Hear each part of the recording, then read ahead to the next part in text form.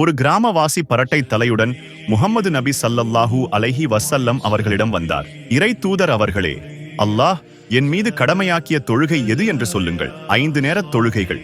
அவற்றைத் தவிர கடமையான தொழுகை வேறு எதுவும் இல்லை. உபரியாக நீயாக விரும்பித் தொழுதால் மட்டுமே உண்டு என்று பதிலளித்தார்கள். அவர், அல்லாஹ் என் மீது கடமையாக்கிய சகாத் எது என்று எனக்கு கூறுங்கள் என்றார். முஹம்மது நபி ஸல்லல்லாஹு அலைஹி வஸல்லம் அவர்கள் இஸ்லாத்தின் சட்டதிட்டங்களை அவருக்கு கூறினார்கள்.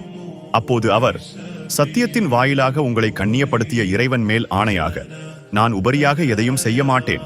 அல்லாஹ் என் மீது கடமையாக்கியதில் எதையும் குறைக்கவும் மாட்டேன் என்றார்.